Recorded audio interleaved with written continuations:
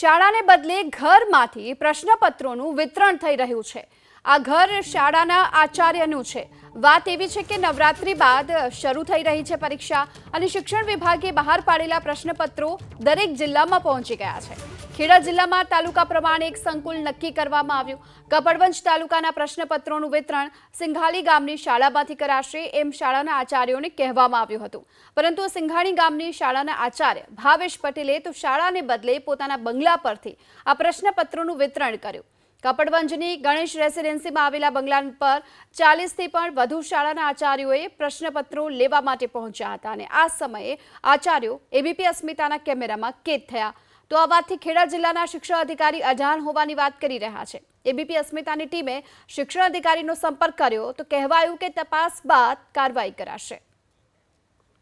નવરાત્રીના અંતે અને દિવાળીના શરૂઆતના દિવસોમાં માધ્યમિક અને ઉચ્ચતર માધ્યમિકની પરીક્ષા શરૂ થવાની છે, ત્યારે ઉચ્ચતર માધ્યમિકની વાત કરીએ તો ઉચ્ચતર માધ્યમિકના જે પ્રશ્નપત્રો છે તે ખેડા જિલ્લામાં પહોંચ્યા છે અને ખેડા જિલ્લામાંથી અલગ અલગ તાલુકામાં ડિવાઈડ કરી જે તે સંકુલમાં મોકલવામાં આવ્યા છે અને સંકુલમાંથી જે તે શાળાઓ હોય તેના આચાર્યો દ્વારા એ જ સંકુલમાંથી લેવાના હોય છે। પરંતુ કપડવંજની આ ગણેશ બંગલોઝ છે, ગણેશ બંગલોઝના મકાન નંબર 23માં જેમાં બોર્ડ મારેલું છે ભાવેશ પટેલ, ભાવેશભાઈ પટેલના ઘરેથી જ અત્યારે કહી શકાય કે ભાવેશભાઈ પટેલના ઘરેથી જ આ જે પ્રશ્નપત્રો છે તે અહીં આગળ ઘરમાં જથ્થો જોવા મળી રહ્યો છે।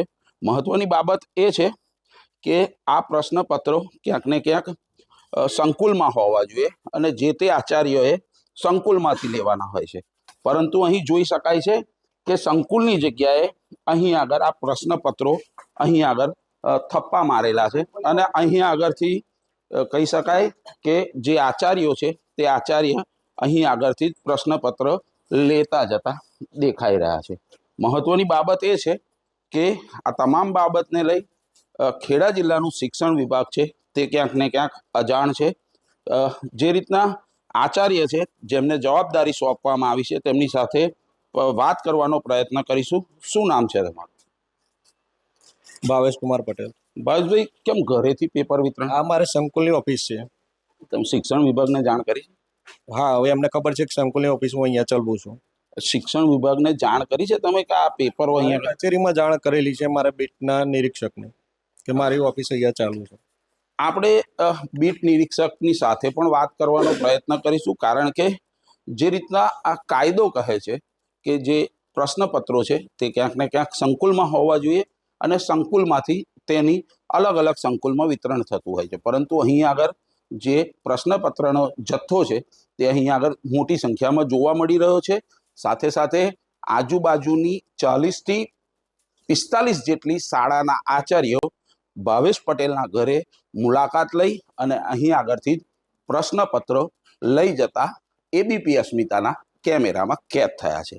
હવે જોવું એ રહ્યું કે આ તમામ બાબતને લઈ ખેડા જિલ્લા શિક્ષણ વિભાગ શું પગલાં ભરે છે।